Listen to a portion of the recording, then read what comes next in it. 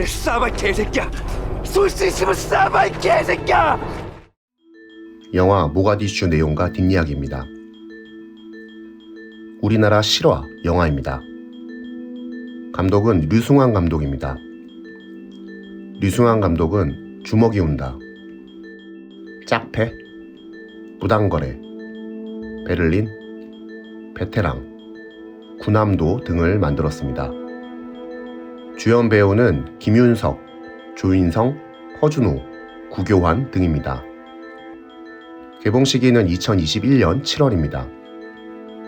영화 내용입니다. 우리나라는 1980년대까지 유엔 가입을 승인받지 못한 국가였습니다. 당시 가장 많은 유엔 투표권을 가진 아프리카 대륙은 한국 외교 총력전의 주요 대상으로 떠올랐습니다. 1987년 우리나라 정부는 소말리아 수도 모가디슈에 외교관들을 파견합니다.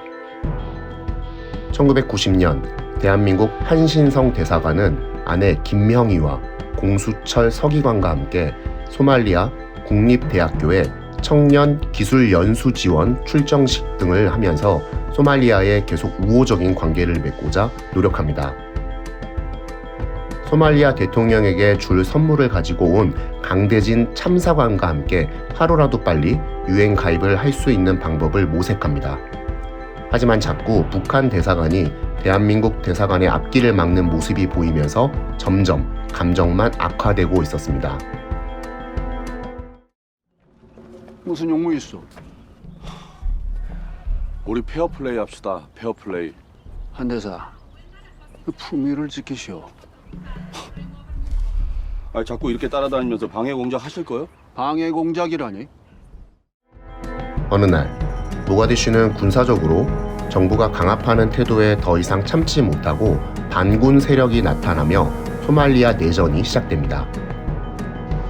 소말리아 내전으로 인해 반군과 군사정부의 전쟁이 벌어지고 반군은 정부와 다른 나라 대사들은 모두 본인의 나라에서 물러가라는 내용으로 현장에서 총질을 하거나 정부의 경찰을 즉결 처형까지 합니다.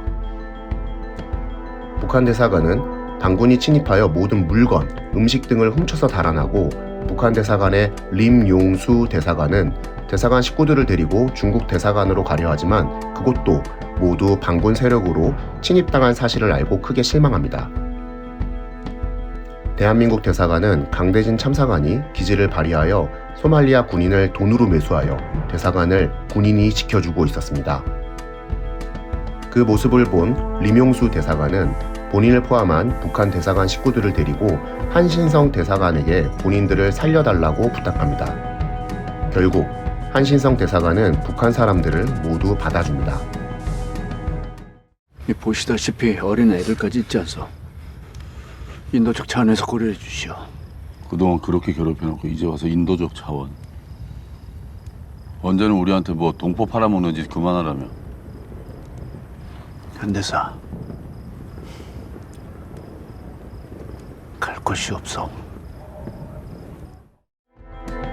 그렇게 두 국가의 대사관 식구들은 한 배를 타게 되고 대한민국은 이탈리아 대사관으로 가서 도움을 청하고 북한은 이집트 대사관으로 가서 도움을 청하지만 이집트에서는 확답을 받지 못하고 이탈리아 대사관에서만 케냐까지 이동시켜주겠다는 반가운 소식을 듣게 됩니다.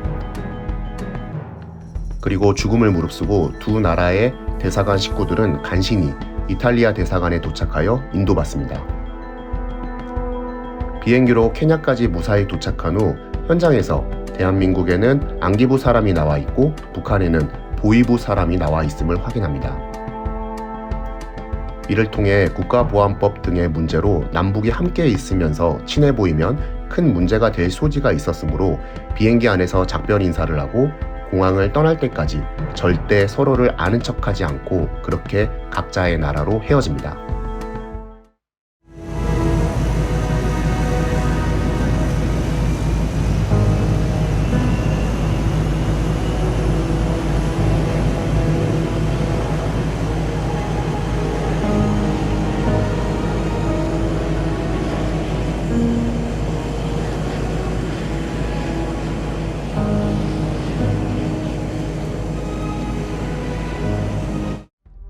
이야기입니다.